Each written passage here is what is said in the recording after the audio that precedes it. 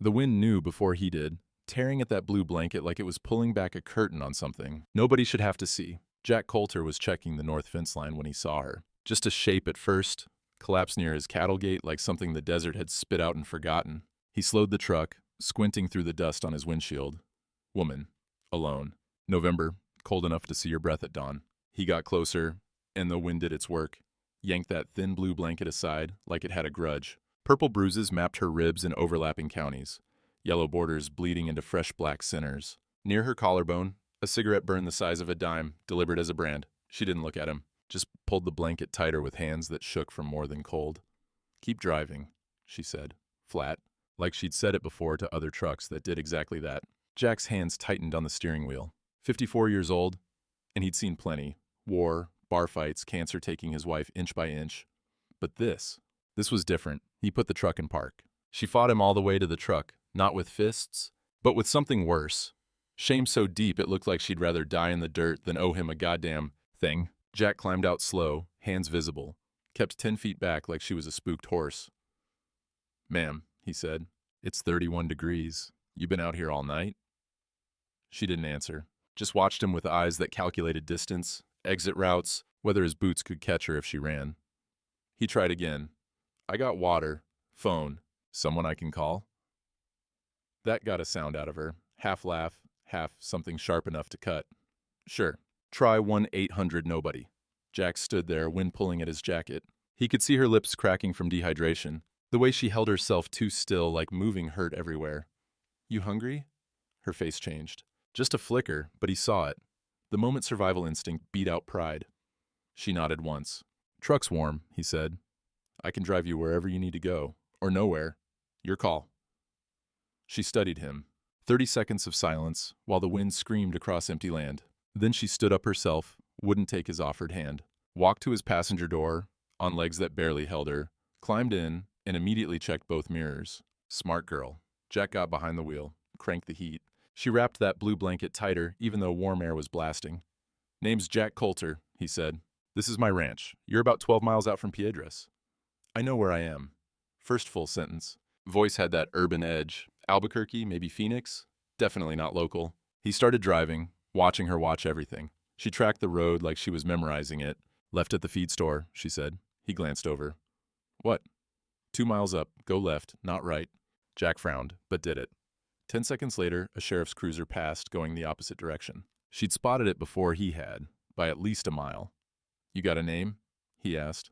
Long pause. "Claire." And he didn't push. Could hear the lie in how carefully she said it, but everybody's got their reasons. They drove the back way to his ranch. Dirt road, no traffic. She tracked every turn, every landmark, filing it away. This woman knew how to disappear, and she was already planning her next move. The ranch wasn't much. One-story house that needed paint, barn with good bones, corrals mostly empty, 150 acres of high desert that barely paid for itself. "You live alone?" she asked, sizing up the danger. "Yeah." "No wife?" "Died. 12 years back." Something shifted in her face, not sympathy exactly, but recognition, loss calling to loss. He parked near the barn. She had the door open before the engine stopped.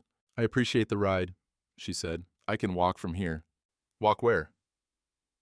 She didn't have an answer for that. Jack killed the engine. "Look, I got a spare room in the house. Got a lock on the door if that matters. Or you can take the barn. I got a cot out there, some blankets that work. Up to you. But you need food, and you need sleep, and it's supposed to drop to 20 tonight." "Why?" Flat suspicion. "Why what? Why do you care?" Jack looked at his hands on the steering wheel. Hands that had killed a man 15 years ago. Hands that had buried a wife. Hands that didn't know what the hell they were for anymore. "Don't know," he said. "Just do." She sat there, whole body tensed like she was about to bolt. Then her stomach growled loud enough they both heard it. "Barn's fine," she finally said. "I'll bring you something to eat." "I can work. I don't do charity. Didn't ask you to." She got out, took 3 steps, then turned back. "Don't come in without knocking." Wouldn't dream of it, ma'am." He watched her walk to the barn, slow, every step costing her, disappeared inside and shut the door, hard. Jack sat in the truck another 5 minutes, hands shaking now that she couldn't see. He'd been alone out here so long he'd forgotten what it felt like to be responsible for someone else's breathing. Inside the house, he made a plate. Cold chicken from yesterday, half a loaf of bread, apple that was still good. Grabbed a real blanket, Wool, heavy, his wife's favorite. Filled a thermos with water. Knocked on the barn door. I'm leaving some things out here. No answer, but he heard her moving inside. He set everything down, walked back to the house. At his kitchen table, he made coffee, drank it black, stared at the empty chair across from him. Something his foreman Ernie had said last year came back. You've been punishing yourself for so long, forgot what living looks like. Jack didn't know if that was true, but he knew what he'd seen on that woman's body, and he knew men who did that kind of thing didn't stop until someone made them. He looked at his hands again. These hands had done violence. Maybe they could do protection too, maybe. Through the kitchen window, he could see the barn, light on inside. She was still awake. Probably would be all night, listening for his footsteps. He turned off his porch light, gave her the darkness to feel safer in. Then he went to bed and didn't sleep either. By the third morning, she'd stopped checking the lock on the barn door every 10 minutes. But she still slept in her boots, and that told him everything he needed to know. Jack made coffee at 5 a.m. like always, poured 2 cups, left one on the porch rail, steam rising into cold air. First morning, the cup sat there until it went cold. He'd found it later, untouched, like she thought it was a test. Second morning, it was gone by the time he came back from feeding the horses. Empty cup left on the bottom step, far from the house. Third morning, this morning, she was sitting on the step when he brought it out. Morning, he said. Didn't make a big deal of it. She took the cup, wrapped both hands around it like the heat mattered more than the coffee. They sat there while the sun came up over the mesa, didn't talk, just drank and watched the sky turn from black to blue to that particular shade of high desert gold that made everything look clean, even when it wasn't. You got work I can do? She asked finally. You don't have to. I don't do charity. Sharp. You're feeding me, giving me a place. I can work? Jack nodded. Barn needs mucking. Feed buckets need scrubbing. Fence on the north pasture's got a latch that won't hold. I can do that. Latch needs welding. I can do that too.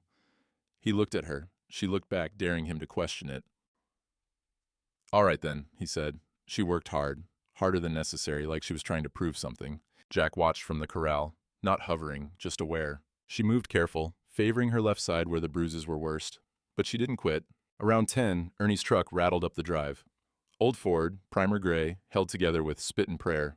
Ernesto Vega had been helping with the ranch part-time for 8 years. Knew Jack's silences, knew when to talk and when to shut up. Ernie got out, saw Claire at the fence with the welding torch, and stopped dead. Jack walked over. Morning, Ernie. Morning. Ernie kept his eyes on Claire. That the girl from town gossip? Probably. She got a name. Claire. That her real name? Does it matter? Ernie looked at Jack then, something soft in his old face. No, mijo, I guess it don't. They stood there watching her work. She'd stripped the broken latch off clean, was prepping the new one. She know what she's doing, Ernie said, approving. Yeah. Was she running from law or from someone? Jack's jaw tightened. Don't know, don't care. You will when they show up. Said gentle, but real. I know. Ernie nodded. Pulled a foil-wrapped bundle from his truck. Brought tamales. Rosa made too many. That's a lie. Rosa always made exactly enough, and Ernie always brought extra. Thanks. That girl eat breakfast? Don't know. She looks like she could use some real food. Ernie headed toward the fence before Jack could stop him. Órale, mija, Ernie called out. You know welding? Claire looked up, defensive instantly, torch still in her hand. Yeah. My truck's got a bracket that needs fixing. You got time later? She studied him, looking for the trap, the price, the thing she'd owe. Pay you $20, Ernie added. I don't need. Everybody needs $20. He held up the foil bundle. You hungry? I got tamales. Rosa makes them too good. I'm supposed to be watching my cholesterol. Something in Claire's face cracked. Just a hairline fracture, but Jack saw it. Someone being kind without asking questions was breaking her down faster than anything else could. I'm okay, she said. I can see that. Question is, you gonna let an old man share his breakfast? Or make me eat alone? Like some kind of sad bastard? The big corner of her mouth twitched, almost a smile. I guess I could eat, she said. Ernie grinned. Good. You finish that latch, come find me. We'll eat on the tailgate like civilized people. He walked back to Jack, voice low. She's got good instincts. Didn't trust me till I offered to pay her.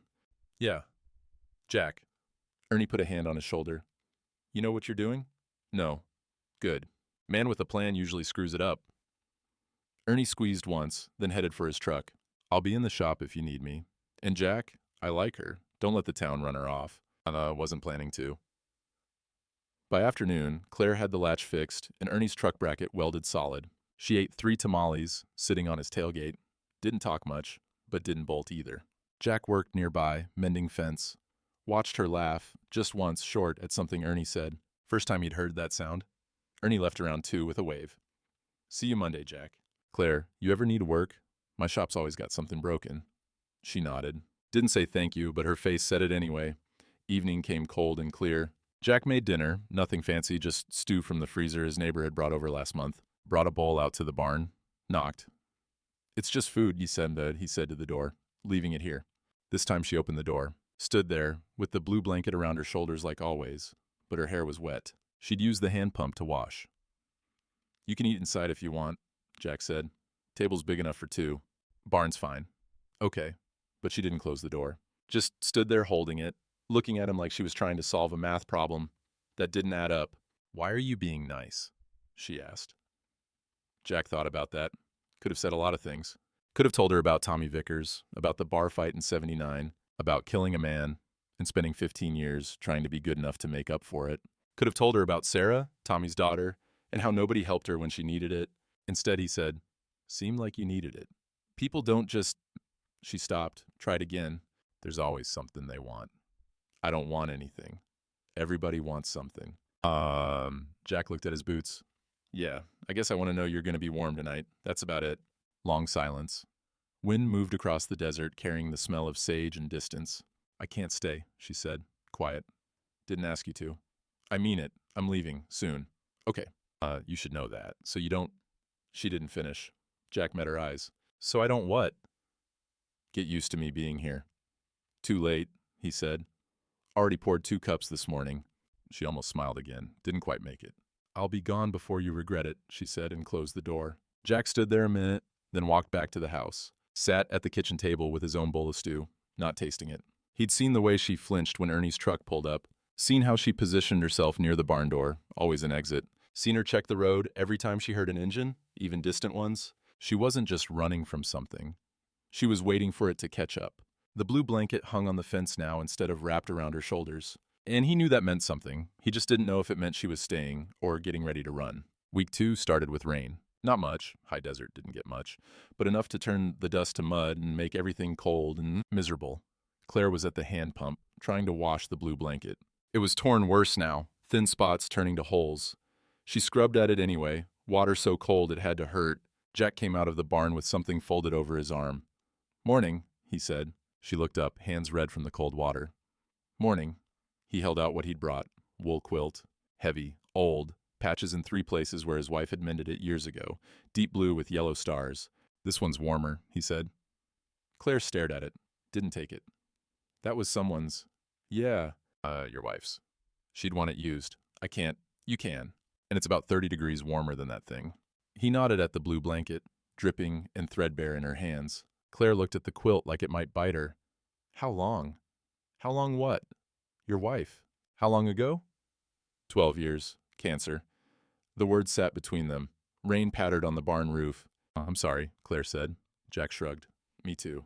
She was still holding that blue blanket, water running between her fingers, looking at the quilt, then back at her own hands. I don't deserve something that nice, she said. Quiet. It's a blanket, not a medal. You know what I mean. Jack did. Could see it written all over her. That belief that she'd used up her share of good things. That warmth and kindness came with prices she couldn't pay. Her name was Anne, he said. Taught 3rd grade. Made this quilt when we got married. Took her 2 years. He ran his hand over it. She used to say good things should be used, not locked away. Said if you don't use something, it dies twice. Once when you're gone, once when you let it rot in a closet. Claire was crying, just a little, trying to hide it. Take it, Jack said. Please. She set down the blue blanket, draped it over the fence rail to dry, took the quilt with both hands like it was fragile. Thank you, she said, barely audible. Jack nodded and walked back to the house before she could see that his own eyes weren't exactly dry. That afternoon he saw the blue blanket still hanging on the fence. She'd left it there, taken the quilt into the barn. Small thing, but it felt like something shifting. Evening, they ended up on the porch again. Rare moment, both of them with coffee, watching the sky turn colors that didn't have names. You gonna ask? Claire said. Ask what? About me. Where I came from, what I'm running from. Jack sipped his coffee. Figured you'd tell me if you wanted to. Most people can't stand not knowing. I'm not most people. She almost laughed. No, you're really not. Long quiet. Rain had stopped, leaving everything smelling like wet sage. I was married, she said finally. 8 years, Albuquerque. Jack didn't say anything, just listened. Trucker, long haul. Gone 3-4 days at a time, then home for 2. She stared at her coffee. First year was okay. Second year, he started getting mean. By year 3, she didn't finish. Didn't have to.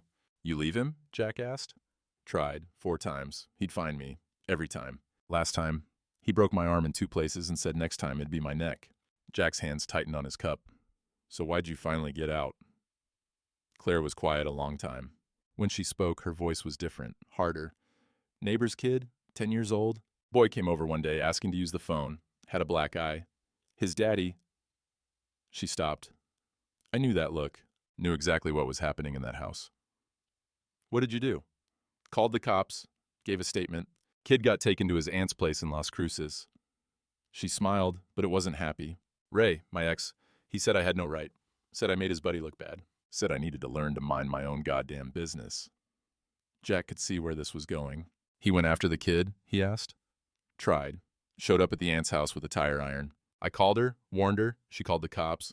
Ray got arrested. When he made bail, he came home and she touched her ribs without thinking. I left that night. Took $47 and whatever I could carry. He filed charges? Yeah, theft, assault. Said I attacked him first, stole money, his truck. Her laugh was bitter. All lies, but he knows people. Filed in 2 counties. I'm a fugitive now. Jack set his coffee down. You protected a kid. Yeah, that's not a crime. Tell that to the warrant. They sat there while the sky went from purple to black, stars coming out one at a time. You ever done something you can't take back? Claire asked. Looking at him now, Jack breathed out slow. Yeah. What did you do? Killed a man. Bar fight. 1979. He could feel her go still beside him. He had a knife, Jack continued. Came at me drunk, looking for a fight.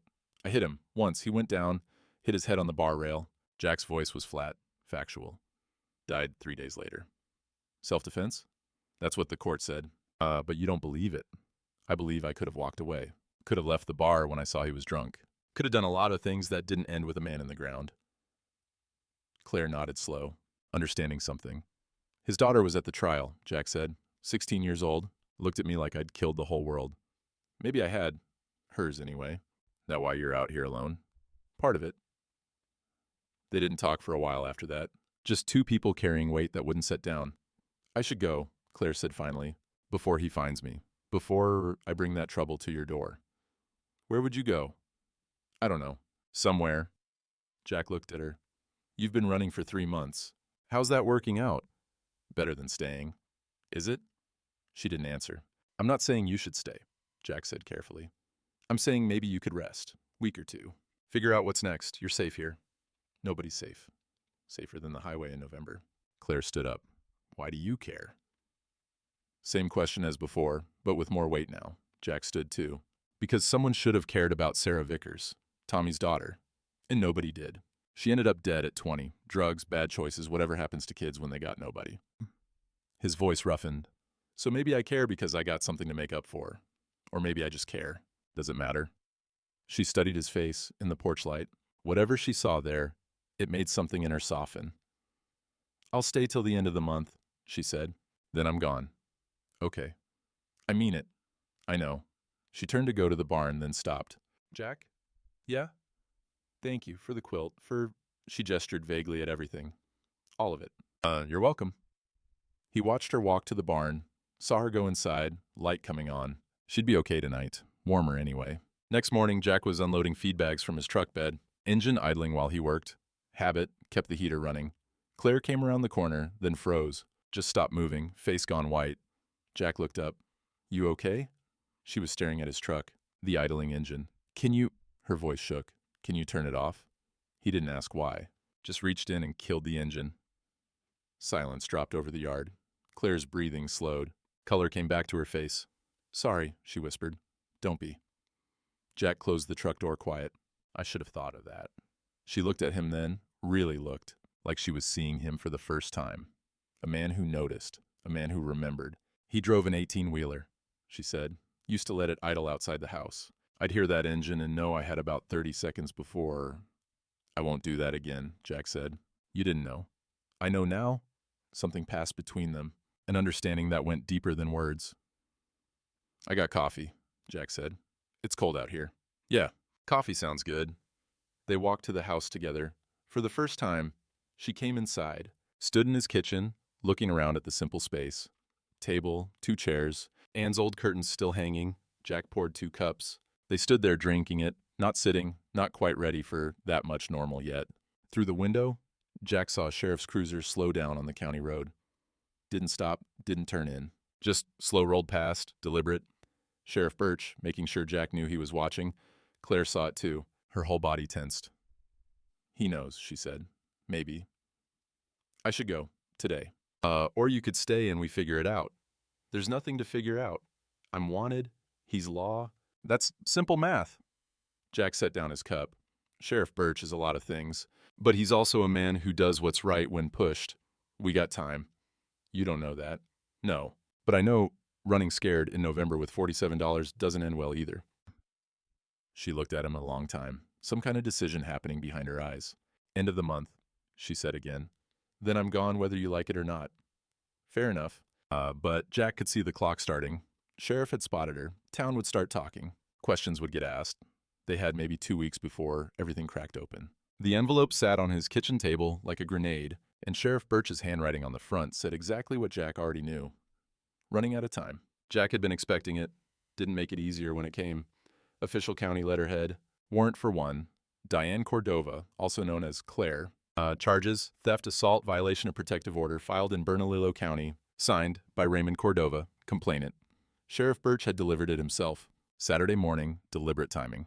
Jack, I can't ignore this, he'd said, standing in Jack's kitchen like he owned it. She's wanted. Different county, but New Mexico's New Mexico. Those charges are bullshit. Maybe, but that's for a judge to decide, not you or me. You gonna arrest her? Not today. Professional courtesy. Giving you a heads up. Sheriff adjusted his belt. But Jack, there's a town meeting tomorrow. Church. People got questions about who you're harboring out here. I'm not harboring anyone. She's a guest. Guest with a warrant. Birch's voice went harder. You're a respected man here. Don't throw that away for some woman you don't even know. Jack had wanted to throw him out.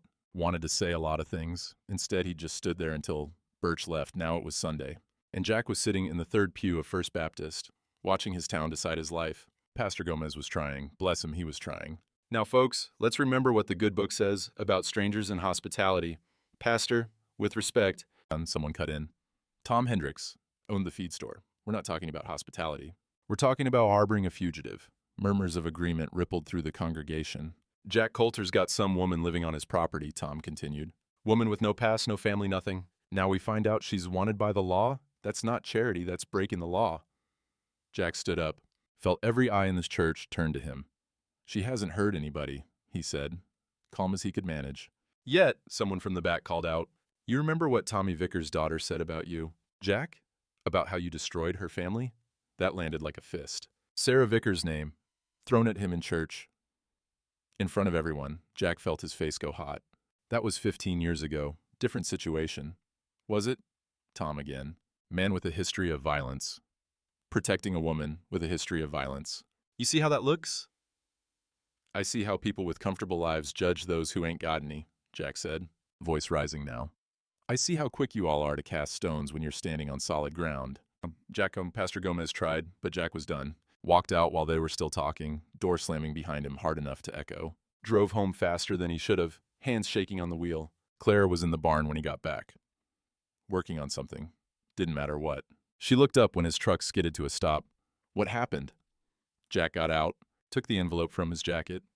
Need to ask you something. Her face went careful. Okay. Your name. Real name. Is it Diane Cordova?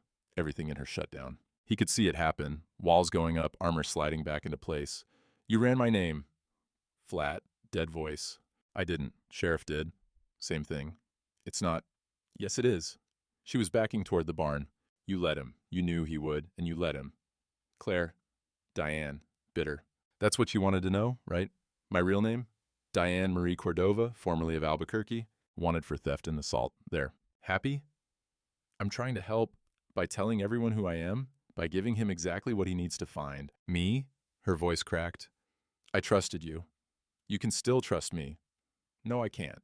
That she was pulling that blue blanket off the fence now, the one she'd left there a week ago, wrapping it back around her shoulders like armor. I never should have stayed. I knew better. Jack's chest hurt. Don't do this. Do what? Leave before you call him? Before you hand me over like I'm some kind of... She stopped, looked at him like he was a stranger. I was so stupid. You're not stupid, and I'm not calling anybody. You already did. The whole town knows. How long before someone tells Ray? How long before he shows up here with that tire iron and finishes what he started? I won't let that happen. She laughed. Horrible sound. You can't stop it. Nobody can. And she started walking, not toward the house, toward the road. Claire, Diane, whatever name you want. Jack followed her. Don't walk away. Why not? Because he didn't have words big enough. Because I give a damn. That's not enough. She kept walking. Then what is? She stopped, turned, face wet with tears she wasn't bothering to hide anymore. You want to know what I did? My actual crime? Her voice shook. I protected a kid, 10 years old, getting beat by his daddy, same way I was getting beat by mine. I called the cops, got him out. And Ray, my ex, he said I had no right, said I made his buddy look bad, said families handle their own business. So you saved a child. So I became a criminal. She wiped her face with the back of her hand. That's who I am. That's what's on that warrant. Woman who couldn't mind her own goddamn business. That's not a crime. That's being human. Tell that to the judge. She turned back to the road. I'm done, Jack. I'm done hiding, done running, done pretending anywhere is safe. It's not. It never was. Claire, don't. She held up a hand. Just don't. She walked. Blue blanket, pulled tight, same as the first day he'd seen her. Like the last 2 weeks hadn't happened. Like trust was something you could wrap back up and take with you when you left. Jack stood there in his driveway, watched her get smaller, wanted to chase her, drag her back, lock her in the barn if he had to. But he didn't, because she'd had enough men in her life who took her choices away. So he let her go.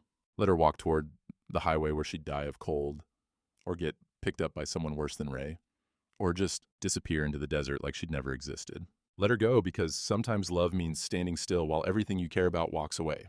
Ernie's truck pulled up. His foreman got out, took one look at Jack's face. She left? Jack nodded. You gonna go after her? She made her choice. Bullshit. Ernie grabbed his shoulder. You're scared. Jack didn't deny it. You let that girl walk away. She's dead in a week. You know that, right? I know. Then what the hell are you doing standing here? Jack looked at his hands. Killer's hands. Hands that had buried a wife and spent 15 years trying to be gentle. I don't know, he said. But he did know he was doing what he'd done with Sarah Vickers, standing still while someone who needed help disappeared, telling himself it was their choice. Telling himself he couldn't force salvation on anyone. Telling himself lies. The barn was empty except for the wool quilt folded perfect on the cot. And that hurt worse than if she'd burned the whole damn place down. Jack knew before he opened the barn door, something about the silence. The quality of air when a place stops being inhabited and starts being abandoned. The quilt, Anne's quilt, was folded with hospital corners, military precision, like she'd wanted to leave something perfect behind to make up for the mess of leaving. Small note tucked under it. 3 words in pencil on torn paper. Thank you. I'm sorry. See, Jack stood there holding it. Couldn't remember the last time anyone had apologized to him for anything. Couldn't remember the last time it had hurt this much to be thanked. The blue blanket was gone. Of course it was. She'd taken back her armor and left his wife's warmth folded neat as a flag at a military funeral. He sat down on the cot, just sat there in the empty barn, with winter light coming through the gaps in the wood, dust motes floating, his breath visible in the cold. Ernie found him there an hour later. Jack, he didn't answer. You gonna just sit here? For a while. Ernie sat down next to him. 2 old men on a cot in an empty barn, neither one knowing what the hell to say. She left the quilt, Ernie said finally. Yeah. That means something to you? Jack ran his hand over the folded fabric. Means she knew it was worth something. Means she didn't want to take anything that mattered. Or means she's planning to come back. She's not coming back. They sat there. Outside, a crow called. Wind moved through the eaves. What are you going to do? Ernie asked. Nothing. Jack. She made her choice, Ernie. I can't. His voice cracked, stopped, started again. I can't make people want to be saved. Maybe she don't need saving. Maybe she just needs someone to stand with her.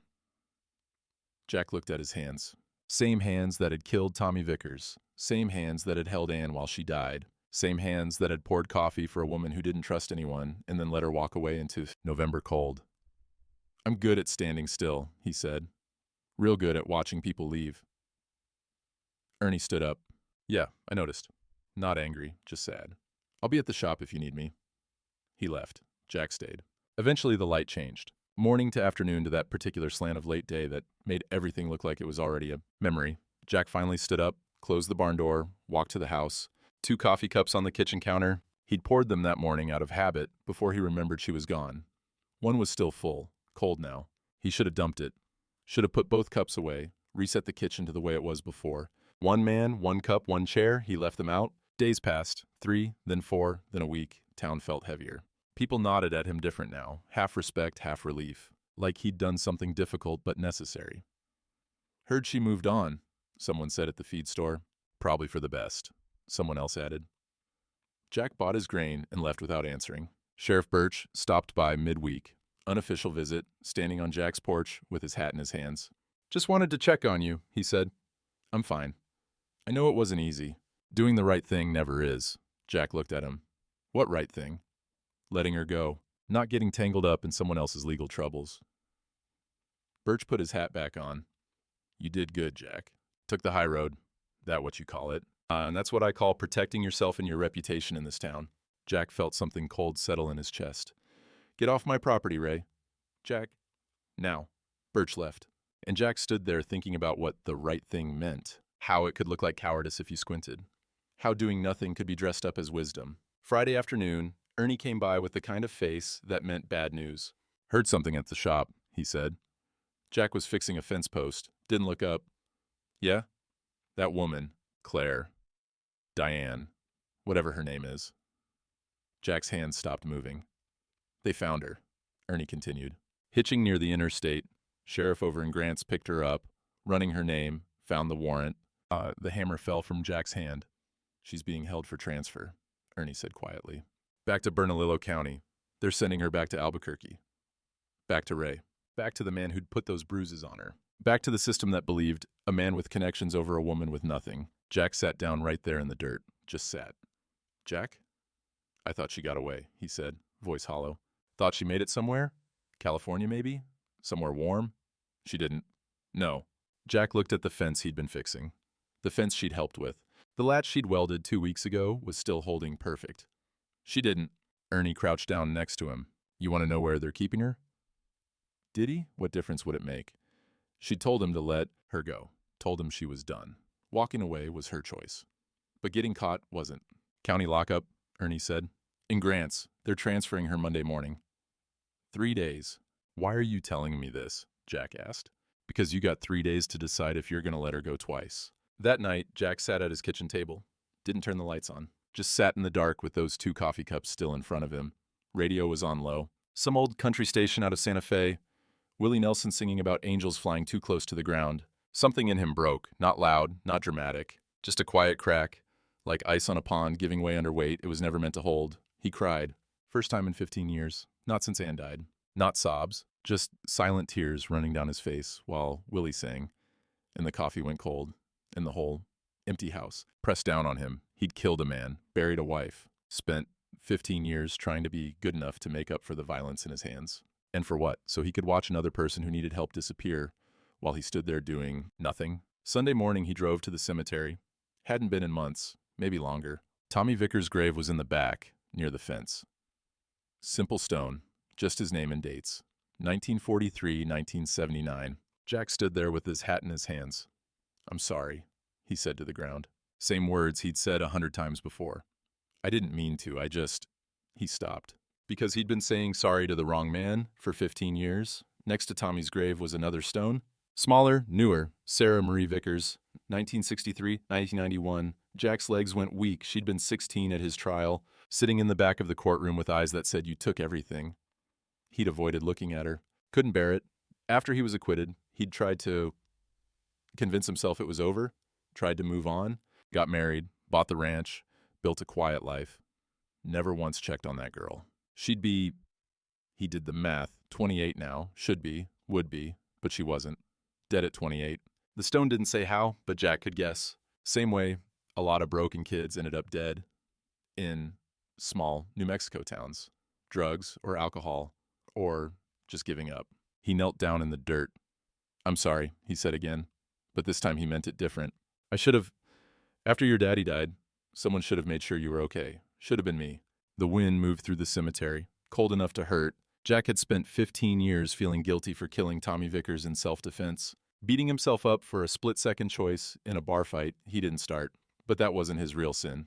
His real sin was walking away after, telling himself it wasn't his responsibility, telling himself the girl had family, had people, had someone looking out for her. She hadn't, and now she was in the ground next to her father, and Jack was kneeling between their graves, realizing he'd wasted 15 years, punishing himself for the wrong goddamn thing. "I can't fix you," he said to Sarah Stone. "Can't bring you back, can't make it right." The wind didn't answer. "But there's someone else," he continued, voice rough. "Someone just like you. And she's sitting in a cell right now, waiting to be sent back to the man who almost killed her. And He stopped, looked at his hands. "I let her walk away, just like I let you disappear. Because I was scared, because I told myself it was her choice, because standing still is easier than doing something that might go wrong." A crow landed on the fence, watched him with black eyes. Jack stood up, brushed dirt off his knees. "I can't save you, Sarah," he said, "but I can stop failing people who look like you." He put his hat back on, looked at both graves one more time. "I'm gonna go get her," he said, "even if she doesn't want me to, even if it's the wrong call, because you know what I learned?" The wind waited, standing back and letting people drown because it's their choice. That's not respect. That's just cowardice dressed up pretty. He walked back to his truck, drove home, sat on his porch while the sun went down. Ernie's words kept echoing. "You gonna let her go twice?" "No." Answer was no, not because he was a hero, not because he had some grand plan, not because he thought he could save her from everything, but because someone needed to stand up. Someone needed to say, "You're worth fighting for, even if you don't believe it." And if not him, then who? He'd failed Sarah Vickers by doing nothing. He'd failed Claire, Diane, whoever she was, by doing nothing. Maybe he'd fail again. Maybe he'd make it worse. Maybe she'd hate him for interfering. But at least he wouldn't fail by standing still. At least he'd fail trying. Monday morning, transfer day, Jack called Ernie. "I need you to come with me." "Where are we going?" "Grants. County lockup." Silence on the line. Then, "What's the plan?" "Don't have one." "Good." Ernie's voice was warm. "Plans get people killed. I'll be there in 20 minutes. Jack hung up. Looked at those 2 coffee cups still sitting on his counter. 1 week old now. Should have been thrown out days ago. He dumped them. Washed them both. Put them away. Because if he was going to do this, really do this, he needed to stop living in the past. Needed to stop apologizing to ghosts and start protecting the living. Through the window he could see the barn, empty, but maybe not forever. Maybe some things could come back if you fought hard enough. Maybe redemption wasn't about being good. Maybe it was about showing up when it mattered, even if you were 15 years too late. He'd spent 15 years thinking he wasn't good enough to save anyone. Turns out he'd been asking the wrong question the whole time. Snow came Tuesday night, early for November, even in high desert country. Not much, just enough to dust everything white and make the world go quiet. Jack worked through it. Had to. Cattle still needed feeding. Water tanks still needed breaking ice off. Fences still needed checking. The kind of work that kept your hands busy and your mind too tired to think. Except it wasn't working. Every time he stopped moving, he saw her face. That last look before she walked away. Not angry, just broken. Like she'd known all along it would end this way. Like she'd been waiting for him to prove her right about men and safety and trust. He'd proven her right. Jack split wood until his shoulders burned. Stacked it against the side of the house in rows so straight they could have been measured with a laser. Anne used to say he only organized things when he was avoiding something bigger. She'd been right about that too. Evening came early, the way it does when snow's falling. That heavy gray light that made everything look like it was already a memory. Jack sat on the porch steps. Same spot where he'd poured coffee for her that first week. Where she'd finally stopped flinching when he moved. Where she'd asked him, "You ever done something you can't take back?" Yeah, he had. And he was doing it again right now, letting time pass, letting her sit in that cell, letting Ray get closer to taking her back. Ernie's truck was parked in the driveway. Had been since this morning. His foreman had shown up at dawn without being asked, made coffee, then gone to work on the south pasture fence. Around noon, he'd come back, made sandwiches, left one on Jack's porch. They hadn't talked, didn't need to. Ernie knew what Jack was wrestling with, knew it the way old friends know things, by reading the silence between the words. Now Ernie came out of the barn, walked over, sat down next to Jack without asking. "Snow's gonna stick," Ernie said. "Yeah. Roads will be bad tomorrow." "Probably." They sat there. Two old men watching snow fall on desert that didn't want it. "You know what your problem is?" Ernie said finally. "I got a lot of problems." Yeah, but your main one?" Ernie looked at him. "You think too much." Jack almost laughed. "That right? You sit here thinking about all the ways it could go wrong, all the reasons you're not the right person, all the ways you might hurt her worse by trying to help." Ernie shook his head. "Meanwhile, she's sitting in a cell waiting for someone to give a damn, and thinking don't help with that. I do give a damn. I know, but she don't, because you let her walk away thinking she wasn't worth staying for. That landed hard." "I was respecting her choice," Jack said. "Bullshit, you were scared." Ernie stood up, brushed snow off his jeans. "I'm going home. Rose is making pozole. You're welcome to come." "I'm all right here." "No, you're not, but I'm going to leave you to figure that out." Ernie paused at his truck. "Jack, tomorrow's Wednesday. They transfer her Thursday morning. You're running out of time to be scared." He left, taillights disappearing down the long drive, snow filling in his tire tracks before he even made it to the county road. Jack sat there another hour, maybe longer, lost track of time in the white quiet. Inside, the house felt emptier than usual. He made dinner, beans and cornbread, ate standing at the counter, kept looking at that second chair, the one she'd never sat in, but had almost been hers if she'd stayed just a little longer. The quilt was still in the barn, folded on that cot. He should bring it inside, put it away. He didn't. Left it there, like a marker, like proof she'd been real. Night came. Jack tried to sleep, gave up after an hour. Went back out to the porch in his jacket, coffee in hand even though it was too late for caffeine. The barn light was still on. He'd left it burning since she left. Couldn't bring himself to turn it off. Electric bill be damned. That light meant something. Meant he was still waiting, still hoping, still failing. He thought about Sarah Vickers. Wondered what she'd been like before her father died. Wondered if she'd had dreams, plans, people who loved her. Wondered at what point she'd given up, decided the world wasn't worth staying in. Had there been a moment, one specific night when she'd looked around and thought, nobody's coming. Nobody cares. I'm alone in this. Had she wanted someone to save her, or had she just wanted someone to see her, really see her, and say, you matter, your pain matters, you're not invisible? Jack set his coffee down. That was it, wasn't it? He'd been thinking. The question was, am I good enough to save her? And the answer kept coming back. No, you're not. You're a killer. You're broken. You're 15 years too late, and you don't know what the hell you're doing. But that wasn't the question.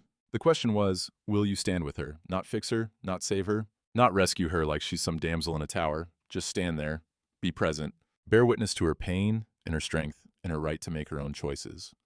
But do it next to her, not from the safety of your porch while she walks into traffic. Ray had taken her choices away. The law was taking her choices away.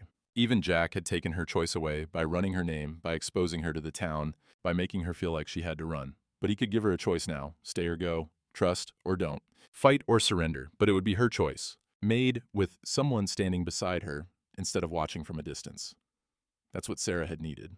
Not a savior, just a witness, someone to say, I see you suffering, and I'm not leaving. Jack stood up, looked at the barn, the snow, the dark mesa beyond. I'm sorry I was too scared to stay with you, Sarah, he said to the wind, but I'm not doing that again. His breath puffed white in the cold. I'm going to get her, he told the night. I don't know how. Don't have a plan. Don't even know if she'll talk to me, but I'm going. The decision settled in his chest like a weight lifting. Not because he was brave, not because he knew what he was doing, because standing still hurt worse than moving forward, because silence hurt worse than speaking, because watching hurt worse than acting. Even if acting meant failing, at least he'd fail on his feet instead of his knees. Wednesday morning came clear and cold. Snow had stopped, leaving everything white and clean and new. Jack made 1 cup of coffee, drank it standing at the counter, then he called Ernie.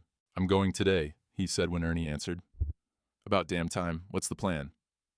Post bail if I can. Be a character witness if I can't. Stand between her and whatever comes if that's what it takes. That's not much of a plan. It's all I got. Ernie was quiet a second. Then, I'll be there in 20 minutes. And Jack, I'm proud of you, mijo. Jack's throat tightened. Thanks, Ernie. He hung up. looked around his kitchen one more time, thought about Anne. What she would have said if she was here.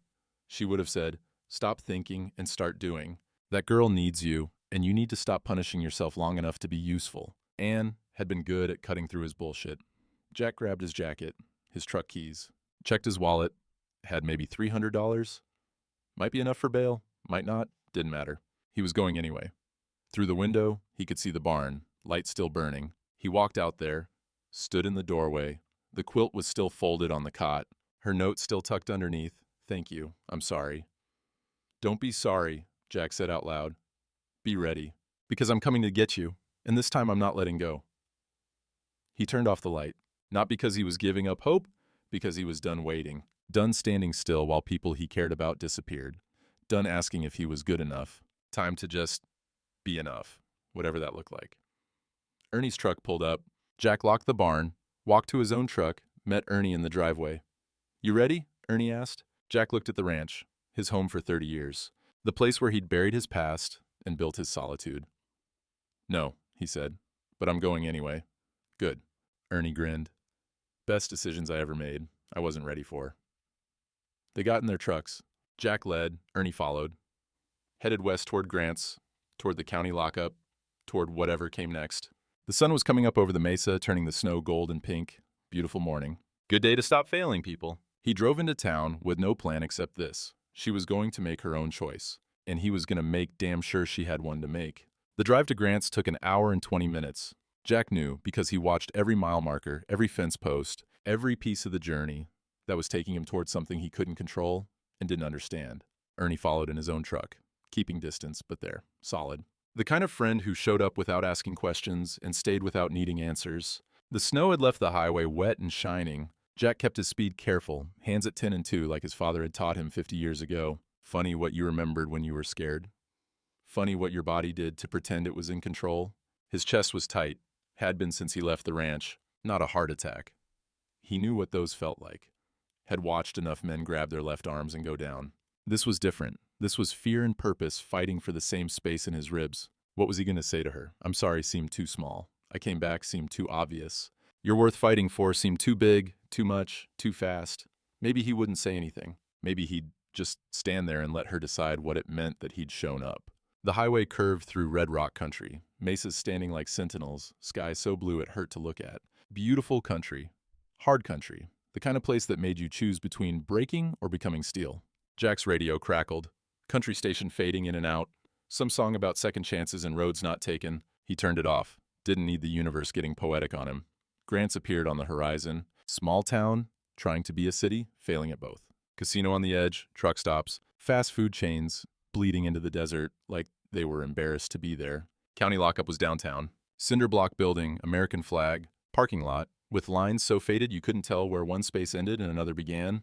Jack pulled in. Ernie parked next to him. They sat there a minute. Engines ticking as they cooled. "You ready?" Ernie asked through the open window. "No? You going in anyway?" "Yeah." "Then you're ready enough." Ernie got out. "Come on, I got your back." Inside, the building smelled like industrial cleaner and desperation. Fluorescent lights humming. Linoleum floors scuffed from decades of bad news and broken promises. A woman sat behind a plexiglass window. 50, maybe older. Hair pulled back so tight it looked painful. Name tag said Dolores. "Help you?"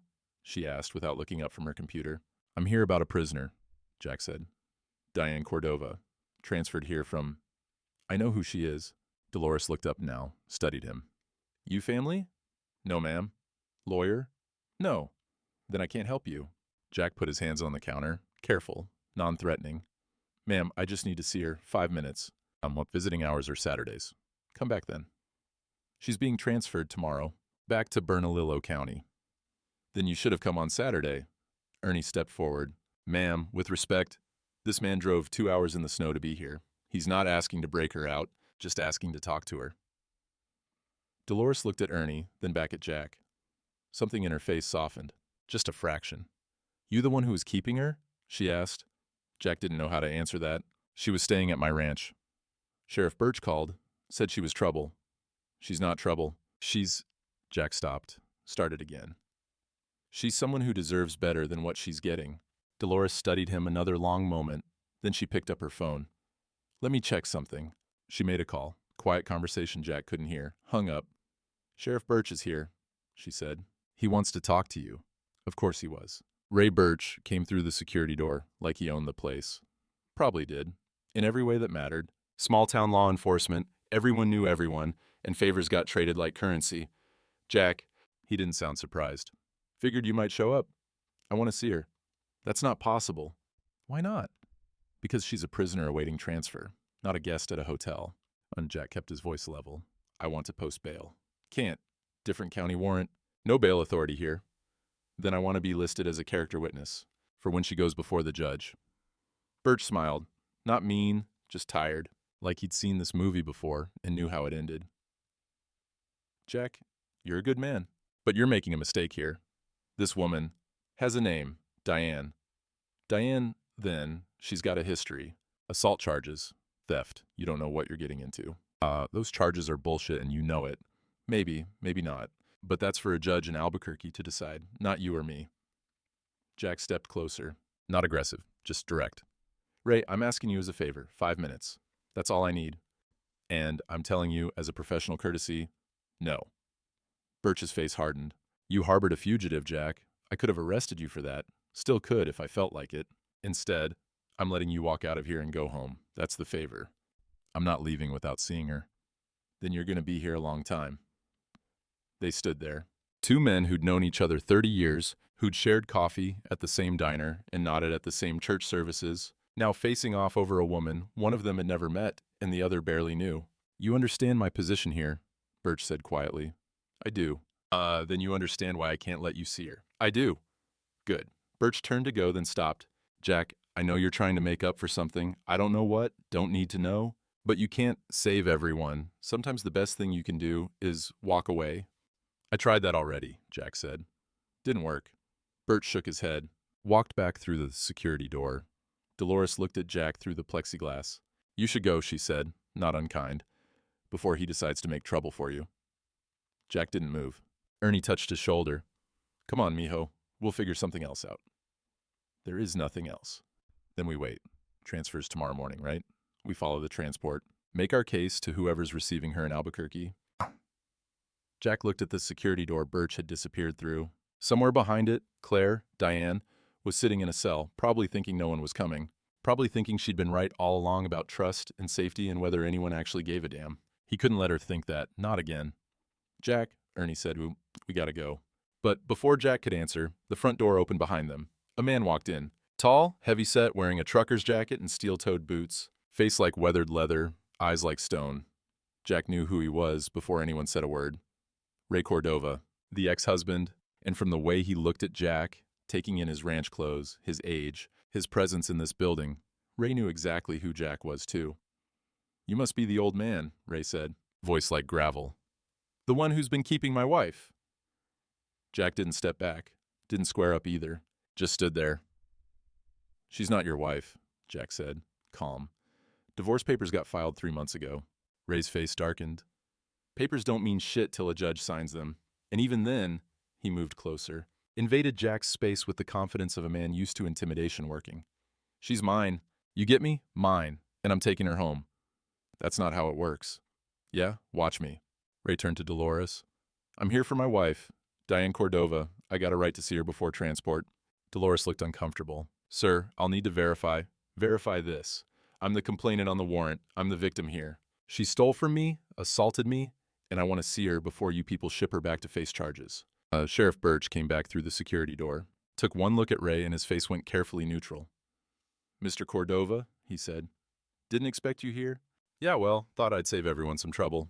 Came to escort my wife home personally. Make sure she don't run again. That's not procedure. I know procedure, Sheriff. I also know I got rights. So either bring her out here, or I start making calls to people who give a damn about proper transfer protocols. Birch looked at Jack. Something passed between them. Not agreement, but understanding. Both of them trapped by law that protected the wrong people. I'll see if she'll come out, Birch said. But if she refuses, we're done here. All of you leave. Understood? Ray grinned. She'll come out. 5 minutes felt like an hour. Then the security door opened. Claire walked through, hands cuffed in front of her. Orange jumpsuit too big, Hair pulled back, face pale but eyes clear, she saw Jack first. Something flickered across her face. Surprise, maybe anger, maybe something else. Then she saw Ray. Every muscle in her body locked, prey seeing the predator. Jack watched her calculate distance, exits, odds, watched her remember 8 years of learning when to run and when to freeze. She froze. "Hey, baby," Ray said, voice all wrong, gentle and threatening at the same time. "Come to take you home." Claire didn't answer, didn't look at him, eyes on the floor now. "She don't want to go with you," Jack said. Ray laughed. "She tell you that? She doesn't have to." Man, you don't know her. You don't know what she needs." Ray took a step toward Claire. "Do you, Diane, want to tell the old man how this works, how you always come back?" Jack moved. Didn't think about it, just moved. Put himself between Ray and Claire, not aggressive, just there. "Move," Ray said. "No." "That's real noble. You think you're some kind of hero?" Ray's voice went hard. "You think 1 month playing house makes you her savior? I've known her 10 years, married her, took care of her, and she still needs me. Tell him, Diane. Tell him how you always come back." Silence. Then Jack did something he'd been thinking about since the cemetery, since Sarah Vickers' grave, since he'd understood what redemption actually meant. He turned around, faced Claire, ignored Ray completely. "It's your call," he said to her. "Quiet. Just for her. You want to go with him? I'll drive you to Albuquerque myself. Make sure you get there safe. You want to fight these charges? I'll stand with you in court. Tell them what I saw. Tell them who you are." He paused, met her eyes. "But if you want to say no, if you want to tell him you're done, I'll stand between you and whatever comes after. Not because I'm trying to save you, because you're worth standing for." He could feel Ray behind him, could feel the violence building, didn't care. "It's your choice," Jack said. "Not his, not mine, yours." Claire looked at him, really looked, like she was seeing something she hadn't expected to find in the world. Then she looked past him at Ray. "No," she said. One word, barely above a whisper, but it landed like thunder. Ray stepped forward. "What did you say?" "No."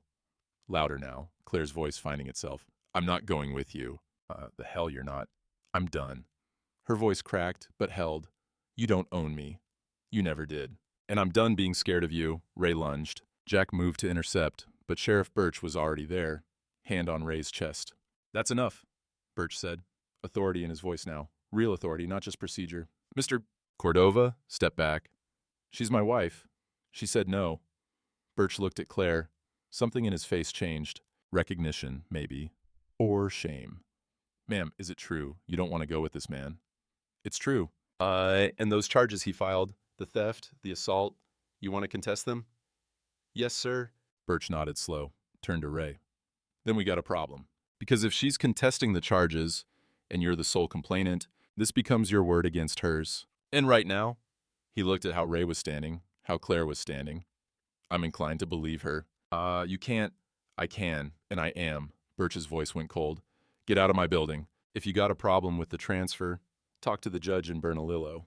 But you're not taking her anywhere today." Ray stared at all of them. Jack could see him calculating, weighing options, deciding if violence was worth it. Finally, he turned and walked out.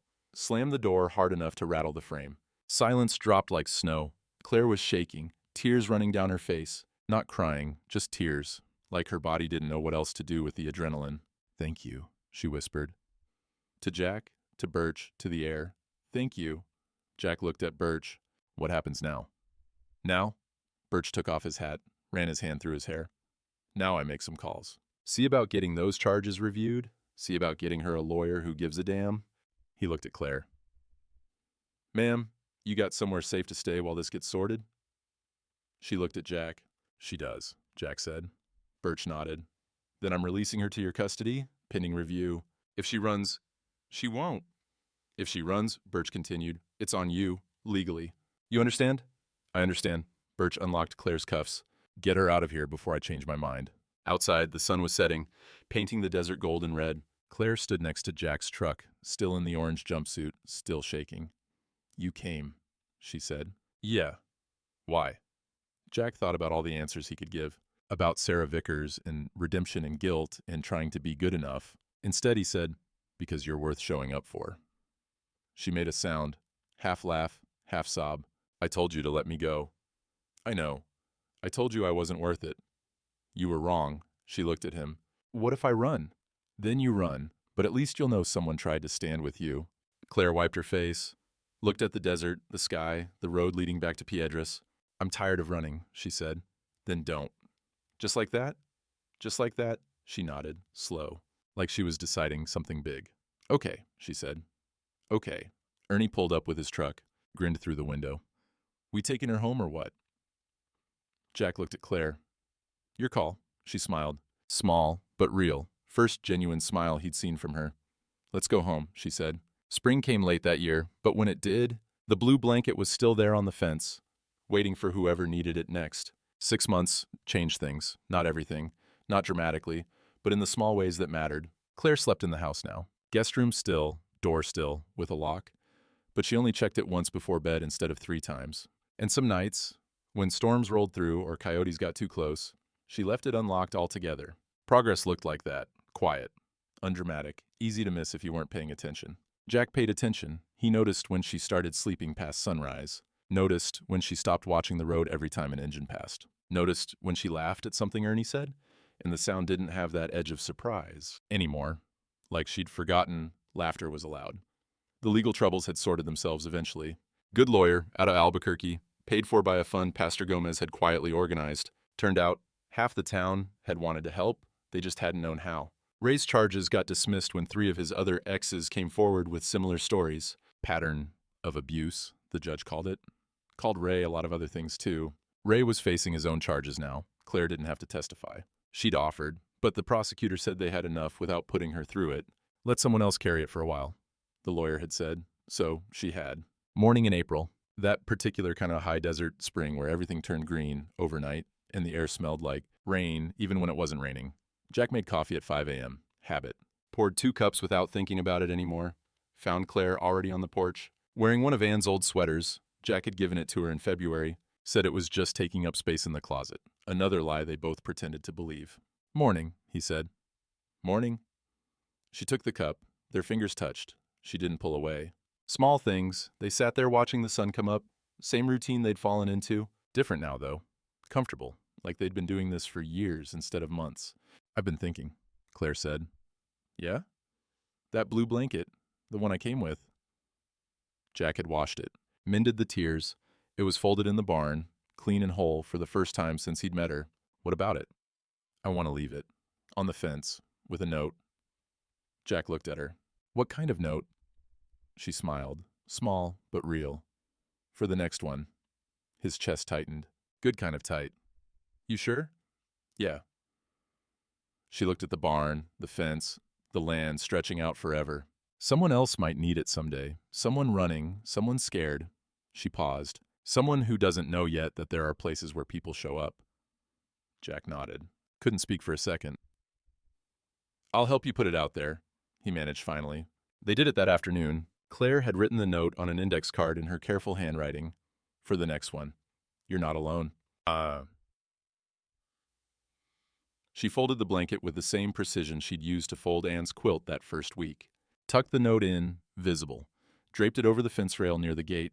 Blue fabric against red rock and green sage, like a flag, like a promise. There, she said, satisfied. They stood looking at it. You know what's funny? Claire asked after a while. What?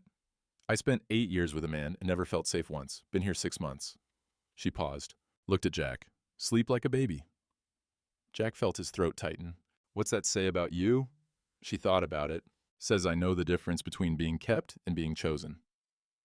The wind moved through the valley, carried the smell of sage and possibility. Thank you, Claire said, quieter now. For what?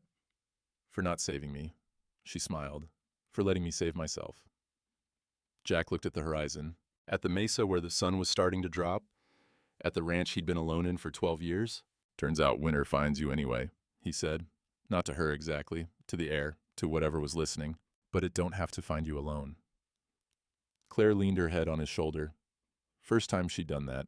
First time she'd initiated any touch that wasn't necessary. Jack held still.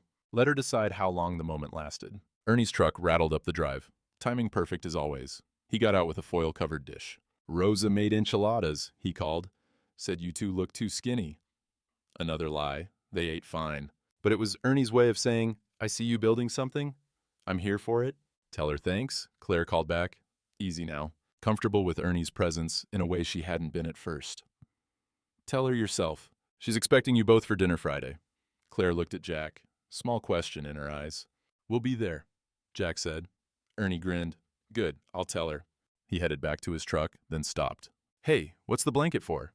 For whoever needs it, Claire said. Ernie looked at it. Understanding crossed his face. That's good, he said, quiet. That's real good. He left. And Jack and Claire stood there on the porch as the light turned gold. 2 coffee cups on the rail. Both empty now, both used. The blue blanket lifted in the evening wind, not torn anymore, whole, waiting.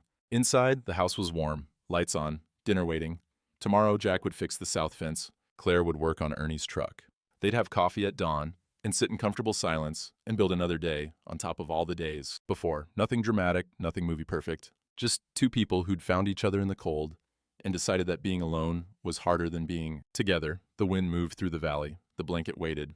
And somewhere in the desert, maybe someone was walking toward that gate, toward that fence, toward that blue fabric that said, "You're not alone," maybe, or maybe not yet.